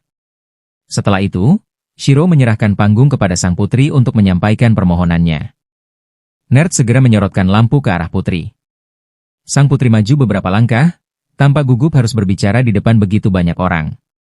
Namun Nerd berbisik bahwa para petualang ini bahkan belum pernah mencium bau perempuan sungguhan dan kehadiran seorang putri sudah cukup untuk menarik perhatian penuh mereka. Sang putri menarik napas, lalu memperkenalkan dirinya. Ia menjelaskan bahwa kerajaannya akan hancur jika tidak mendapat bantuan, karena para pahlawan legendaris telah menghilang dan tidak ada lagi yang mampu melindungi mereka dari ancaman ini. Ia mengakui bahwa Eastal sebenarnya bisa membayar dengan emas, tetapi kekayaan Akiba sudah jauh melampaui kerajaan manapun, sehingga imbalan itu tak berarti. Sebagai gantinya, ia berjanji jika mereka bersedia bertarung demi kerajaannya, ia akan memberi mereka hadiah khusus. Reaksi para petualang langsung meledak. Mereka menghentakkan senjata ke tanah, berteriak seperti orang barbar, menyatakan kesiapan mereka bertarung demi sang putri. Antusiasme berlebihan itu membuat sang putri terpaku, dan tidak menyangka respons sefanatik ini. Nerd dengan cepat mengambil alih situasi. Ia mengumumkan bahwa dirinya akan memimpin pasukan, dan siapapun yang tidak berhasil membunuh 5 goblin tidak akan menerima hadiah apapun. Shiro kemudian menambahkan bahwa ia akan bertindak sebagai ahli strategi, dan rencana detail akan diumumkan kemudian. Setelah itu, kerumunan pun membubarkan diri. Keesokan paginya, persiapan segera dimulai. Total sekitar 1.200 petualang berhasil dikumpulkan dan jumlah maksimal yang bisa digerakkan saat ini. Shiro menugaskan Nerd memimpin sebuah kapal menuju Eastal melalui jalur laut, dengan sekitar 100 orang di bawah komandonya. Sementara itu, Shiro sendiri memimpin pasukan utama menggunakan kuda dan kereta. Ia memberitahu Brok bahwa mereka akan membangun markas sementara di hutan yang relatif aman dari monster. Brok menyetujui rencana itu dan berjanji akan mengawasi pergerakan para bangsawan. Tak lama Henry datang membawa kabar bahwa Raja ingin berbicara dengan mereka. Shiro, Brok, dan Nerd pun masuk ke sebuah ruangan dan bertemu Raja secara pribadi. Sang Raja mengungkapkan bahwa para lord tidak senang karena putri meninggalkan istana, apalagi tanpa persetujuan mereka. Mereka juga mulai percaya bahwa keluarga kerajaan kini berada di bawah pengaruh para petualang. Brok merenung sejenak, lalu bertanya apa yang sebenarnya diinginkan Raja. Dengan nada tenang, Raja menjawab bahwa ia ingin mereka menandatangani perjanjian non-agresi, agar tidak ada pihak yang saling menyerang di masa depan. Selain itu, Raja juga mengusulkan perjanjian dagang agar hubungan kedua pihak semakin erat dan perekonomian mereka saling menguntungkan. Brok tertawa kecil, lalu menyetujui kesepakatan tersebut. Ia sempat menasihati Raja agar sedikit menahan komentar, kalau tidak ingin memancing amarah para gadis berambut biru. Sementara itu, Nerd memimpin kapal menuju pelabuhan Eastal, tempat banyak orang sudah menunggu kedatangan mereka. Sang putri terlihat cemas dengan seluruh situasi ini, terutama karena penampilannya terasa terlalu mencolok. Nerd mencoba menenangkannya tetapi sebelum putri sempat menanggapi, wakil kapten memanggil Nerd dan mengingatkannya agar segera menjelaskan formasi pertempuran kepada para petualang. Di daratan, Mary dan para petualang telah berhasil mempertahankan beberapa kota terdekat dari gelombang pertama serangan goblin. Suasana mereka cukup optimis. Mary meminta maaf karena sebelumnya meremehkan kekuatan mereka, namun ia juga mengingatkan bahwa tugas mereka belum selesai. Masih banyak kota lain yang harus dipertahankan. Kembali ke atas kapal, Nerd akhirnya berbicara di hadapan seluruh petualang. Ia menjelaskan bahwa pasukan akan dibagi menjadi 4 kelompok agar pergerakan lebih cepat dan efektif. Wakil kapten memberitahu sang putri bahwa Nerd adalah salah satu dari sedikit orang di antara mereka yang berpengalaman memimpin pasukan besar, sehingga ia sangat cocok menjadi komandan. Ia juga menambahkan bahwa Nerd telah ditugasi 12 pengawal khusus untuk melindungi sang putri. Tak lama, Nerd berteriak memberi semangat. Ia memerintahkan semua petualang untuk bersiap menghancurkan setiap monster yang menghadang jalan mereka. Menjelang malam, seluruh pasukan berkumpul di medan pertempuran. Wakil kapten memberikan ramuan sihir kepada sang putri, yang membuatnya mampu melihat dengan jelas barisan goblin yang bergerak maju dengan kekuatan penuh. Para penyihir segera melepaskan serangan sihir berskala besar, menghancurkan sebagian besar pasukan goblin dan membuka celah. Melihat kesempatan itu, Nerd dan pasukan infanterinya langsung menyerbu. Nerd melompat ke depan dengan kapak raksasanya, menebas goblin sambil terus mendapat dukungan sihir dari belakang. Ia kemudian mengaktifkan serangan spesial, menghancurkan sekelompok besar goblin sekaligus. Sang putri terkejut dan ia tidak menyangka Nerd memiliki kekuatan sebesar ini. Tiba-tiba, dua monster batu raksasa muncul di dekat Nerd. Namun ia sama sekali tidak gentar.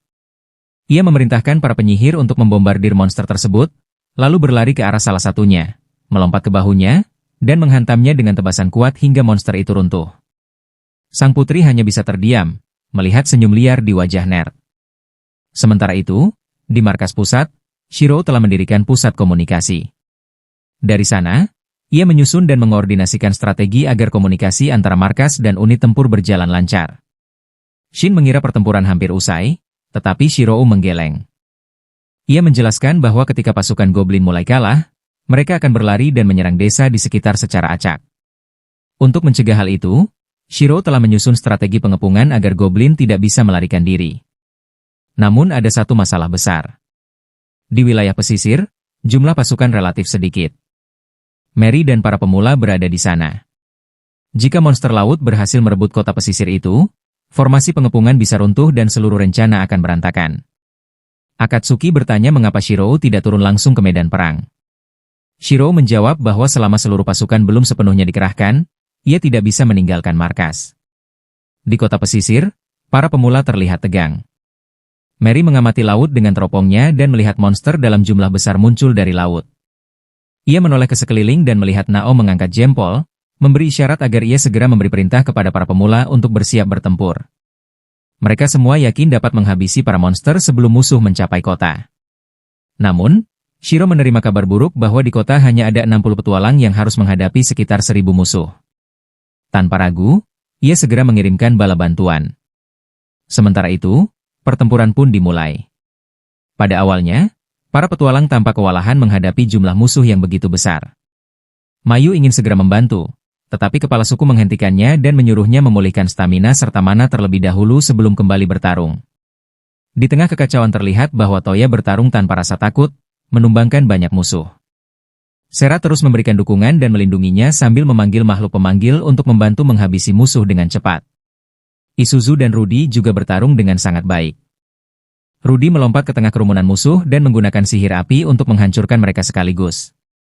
Sementara pertempuran berlangsung, Mino terus memantau kondisi setiap anggota parti sambil menyusun strategi. Gaya bertarung dan cara berpikirnya mengingatkan mereka pada Shiro, yaitu seseorang yang mampu memprediksi apa yang akan terjadi 30 detik ke depan. Meski Mino belum bisa mencapai tingkat itu, ia berusaha menirunya. Setelah berhasil mengalahkan monster di sekitar mereka, Mino memberitahu Nao bahwa target berikutnya adalah para goblin.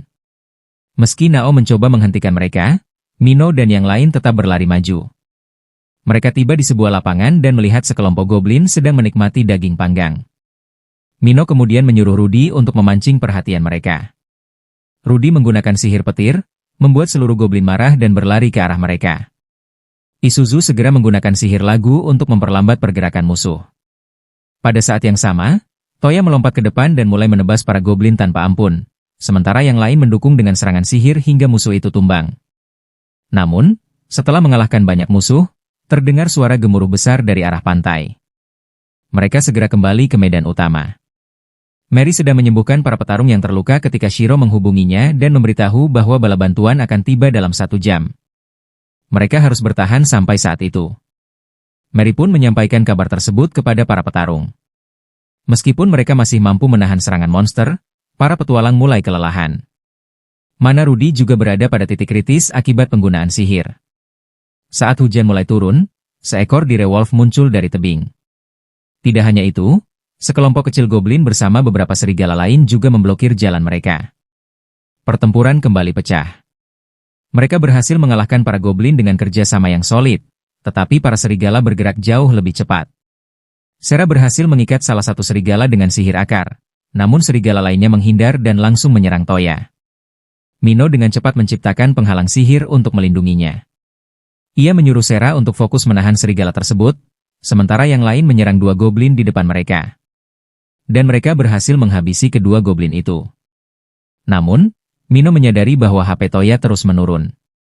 Ia melihat Toya kembali diserang dan dengan panik menciptakan perisai di depannya. Isuzu dan Rudy berlari menuju serigala yang terikat, tetapi makhluk itu berhasil melepaskan diri dan menerobos mereka, lalu kembali menyerang Toya. Sera mencoba menyembuhkannya, namun Toya terus terkena serangan hingga hampir tewas karena dikepung. Mino terdiam di tempat, diliputi rasa takut bahwa Toya akan mati. Pada saat kritis itu, Rudy maju dan menjadi penentu pertempuran.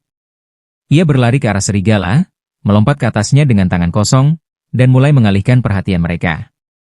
Serigala itu membantingnya ke dinding dengan brutal. Toya sendiri masih diserang oleh seorang goblin, tetapi berhasil menahan serangannya. Para serigala kemudian membawa Rudy pergi dan hampir melahapnya. Namun, dengan sisa tenaga, Rudy menghantamkan tinjunya ke dalam mulut serigala dan melepaskan ledakan api yang menghancurkan mereka. Mino dan yang lain segera berlari menghampirinya, tetapi mereka mendapati Rudy tergeletak di tanah. Sera dengan cepat mencoba menggunakan sihir kebangkitan, tetapi gagal. Mino bahkan menggunakan sihir kebangkitan yang jauh lebih kuat namun hasilnya tetap sama.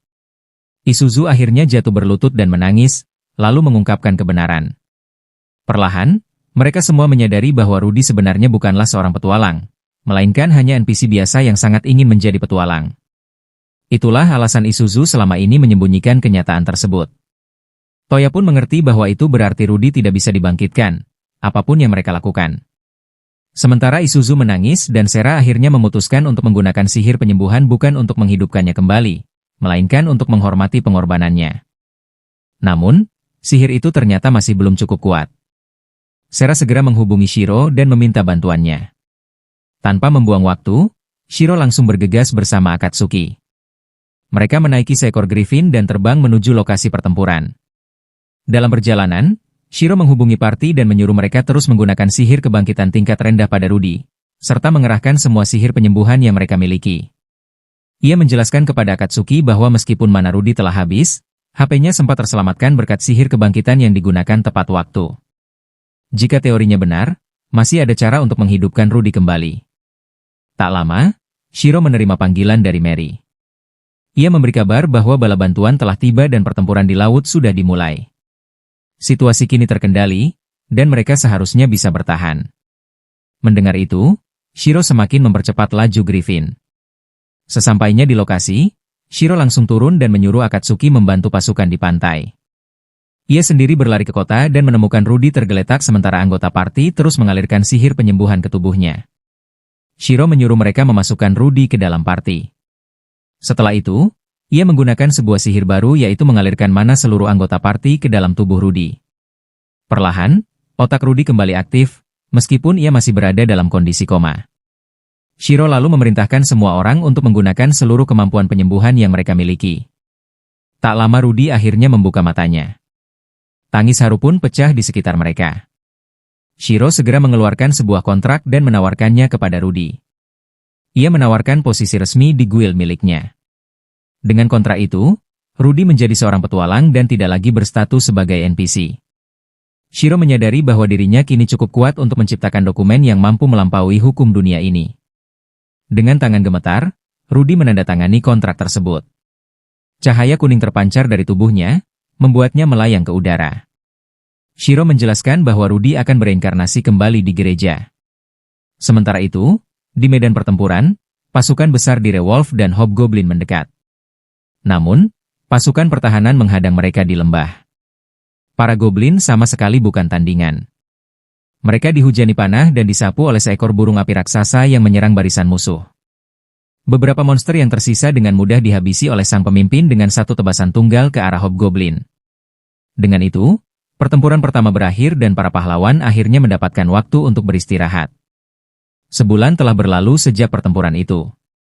Shiro justru mengurung diri di kamarnya, tenggelam dalam pekerjaan, sementara yang lain menikmati pesta mewah yang diadakan oleh raja. Shiro tak tertarik pada formalitas semacam itu.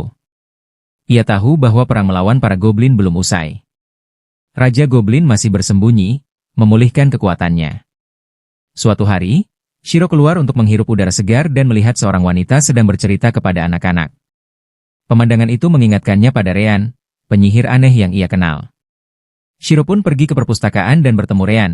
Ia menjelaskan bahwa sihir yang digunakan Shiro untuk membangkitkan NPC dan menjadikannya petualang adalah sihir kelas dunia dan sihir yang mampu mengubah cara kerja dunia itu sendiri. Rean juga memberitahu bahwa ia melihat pancaran sihir serupa di benua lain, meski ia tidak tahu siapa yang cukup kuat untuk menciptakannya. Hal itu membuat Shiro sedikit cemas. Rean kemudian memperingatkannya bahwa Raja Goblin bukan satu-satunya ancaman. Ada rumor tentang munculnya monster lain di sisi dunia yang berbeda. Setelah berterima kasih atas informasi tersebut, Shiro kembali ke pesta. Semua orang sedang menari, dan akhirnya ia pun ikut bergabung. Ia berdansa bersama Licho yang terlihat sangat bahagia. Seminggu kemudian, mereka semua kembali ke Akiba, termasuk sang putri yang memutuskan tinggal sebagai duta besar. Shiro juga menyebarkan berita bahwa orang kehilangan ingatan mereka setelah mati, sehingga tidak akan ada yang panik. Namun, hal itu justru membuat sebagian petualang mulai kurang mempercayainya. Beberapa bulan berlalu, dan Akiba akhirnya mengadakan festival pertamanya untuk menghidupkan kembali suasana kota. Festival berlangsung meriah dan dipenuhi tawa. Seperti biasa, Shiro lebih memilih mengurung diri dengan tumpukan dokumen, berusaha menghindari keramaian. Ia menghabiskan waktunya berbincang dengan Akatsuki tentang hidup dan tujuan mereka. Perlahan, kedekatan itu berubah menjadi perasaan. Mino, sang pencatat yang juga menyimpan perasaan pada Shiro, menyaksikan semua itu dan merasa sedih. Hari berikutnya, festival berlanjut seperti biasa. Mino berusaha menekan perasaannya dan mencari cara untuk tetap berada di dekat Shiro. Saat Shiro berjalan di antara stan festival bersama Akatsuki, ia mulai menyadari sesuatu yang aneh. Suasana menjadi semakin kacau, dan para NPC terlihat mulai bersikap agresif. Salah satu NPC bahkan mencoba memukul Shiro tetapi Shiro menahan pukulan itu hanya dengan satu jari. NPC tersebut langsung terdiam, lalu pergi. Sementara itu, untuk mengalihkan pikirannya dari Shiro, Mino membantu Shin mengurus tumpukan dokumen. Banyak pendatang baru datang ke Akiba untuk bekerja, dan Mino segera menyadari ada kejanggalan besar dalam berkas mereka. Beberapa kesalahan terlihat terlalu rapi seolah disengaja. Begitu mendapat laporan itu, Shiro langsung cemas. Ia menyuruh Akatsuki memeriksa kondisi keamanan kota karena ia mulai curiga bahwa Akiba sedang diserang secara tidak langsung. Shiro segera berlari ke ruang dewan dan, bersama Henry, mencoba mencari penyebab dari rangkaian masalah aneh yang terus bermunculan. Keluhan datang di mana-mana. Barang pesanan tidak sesuai, bagasi hilang, dan orang tidak bisa mendapatkan pengembalian dana meski sudah mengantre. Di sisi lain, sang putri tengah menyiapkan jamuan kecil untuk Lord Mal, seorang bangsawan dari wilayah lain yang datang ke Akiba untuk membahas perjanjian dengan wilayah EL dan Dewan Kota. Namun, sang putri sangat khawatir karena Lord Marves dikenal tidak terduga dan kasar. Tak lama, Shiro menerima laporan bahwa Lord Marves telah memasuki kota dengan pengawalan ketat. Shiro mulai menduga bahwa bangsawan itu berada di balik kekacauan ini dan berusaha membuat rakyat membenci Dewan dengan menampilkan mereka sebagai pihak yang tidak kompeten. Menurut analisisnya, Lord Marves ingin merusak hubungan antara EL dan Akiba demi keuntungan politiknya sendiri. Henry bertanya apakah festival sebaiknya dihentikan. Namun Shiro menolaknya. Jika festival dihentikan, itu justru akan memperkuat klaim bahwa Dewan tidak becus. Shiro lalu menghubungi Nao, yang sedang menikmati festival, dan memintanya mengawasi situasi serta mencegah konflik baru. Di bengkel Shin, jumlah dokumen sudah tak terkendali. Mino mengambil alih dan mulai menyelesaikan semuanya dengan kecepatan luar biasa yaitu mengatur keluhan, memilah berkas, dan menekan kekacauan administratif. Sementara itu, Toya kewalahan di pos layanan pelanggan karena antrean yang sangat panjang. Kembali di ruang dewan, Shiro menatap peta kota dengan stres. Ia tidak bisa menemukan pola dari semua insiden ini. Bahkan ketika Henry melaporkan sebuah kereta rusak yang sengaja menghalangi jalan utama, Shiro tetap tidak memahami alasan pemilihan lokasi tersebut. Di area festival, para NPC mulai menyebarkan rumor bahwa Dewan berusaha menipu rakyat. Namun, rumor itu dibungkam oleh Ishak, yang membuat mereka ketakutan. Ishak kemudian menelepon Shiro dan melaporkan bahwa banyak bagasi hilang secara mencurigakan. Lebih parah lagi, beberapa NPC yang masalahnya sudah diselesaikan tetap membuat keributan dan menghambat antrean. Para NPC bahkan mulai menyalahkan para petualang. Masalahnya, para petualang tidak terbiasa menghadapi hinaan verbal tanpa melawan. Situasi pun makin memanas. Shiro sangat kewalahan. Bahkan Isak pun mengaku tidak bisa memahami apa sebenarnya yang terjadi. Shiro terus mengulang semua kejadian di kepalanya, yakin bahwa pasti ada pola meski ia belum menemukannya. Kemudian, Henry dan Akatsuki melaporkan dua masalah baru yaitu sejumlah pizza dikirim ke rumah seorang penderita diabetes, dan sekelompok orang membuat kekacauan dengan mengotori kolam umum. Saat itulah Shiro tersadar. Tidak ada pola. Semua ini adalah tindakan acak dari seseorang yang sembrono. Masalahnya, Shiro adalah orang yang terlalu analitis. Ia hampir tidak bisa melawan kekacauan yang sepenuhnya acak. Untuk menenangkan diri, Shiro pergi ke sebuah danau. Di sana, Suji datang bersama rombongannya sambil tertawa, menceritakan bagaimana mereka mendapat kue gratis yang dikirim ke rumah orang asing. Mendengar itu, Shiro akhirnya menemukan jawabannya. Dan cara melawan kekacauan tanpa pola adalah menggunakan kekacauan itu sendiri. Shiro menyerahkan kendali kepada Suji dan memintanya bertindak sesuka hati. Sementara itu, di jamuan istana, sang putri mengucapkan terima kasih kepada para petualang.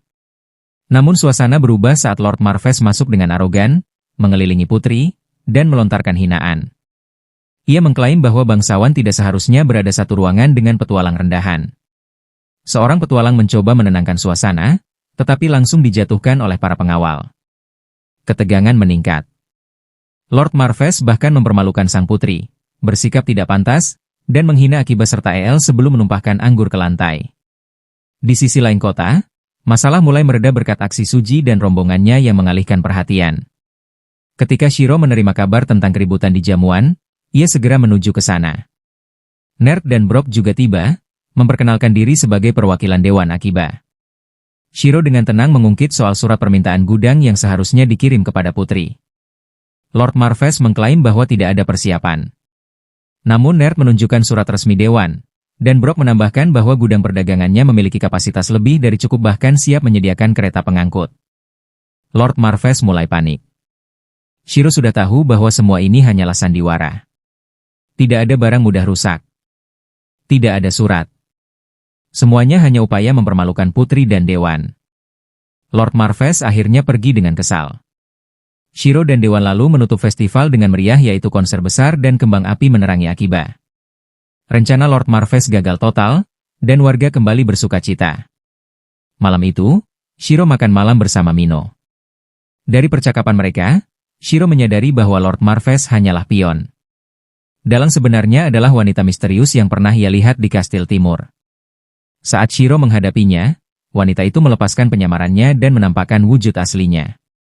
Ia mengaku telah merancang semua ini demi satu tujuan yaitu membuat Shiro bergabung dengan guildnya. Di dunia nyata, ia selalu diremehkan, hingga suatu hari Shiro memujinya tanpa peduli popularitasnya. Ia terobsesi, bahkan menguasai satu benua demi rencananya. Ia mencoba merayunya dan meminta Shiro meninggalkan Akiba. Namun Shiro menolaknya dan wanita itu pergi dengan amarah. Shiro kembali ke guildnya. Dalam suasana hangat, Toya dan Mino mengungkapkan betapa banyak yang telah mereka pelajari darinya dan berjanji akan selalu mendukungnya. Mereka menikmati kedamaian sementara dan menyadari bahwa suatu hari nanti, mereka harus menaklukkan dunia ini dan menemukan jalan pulang.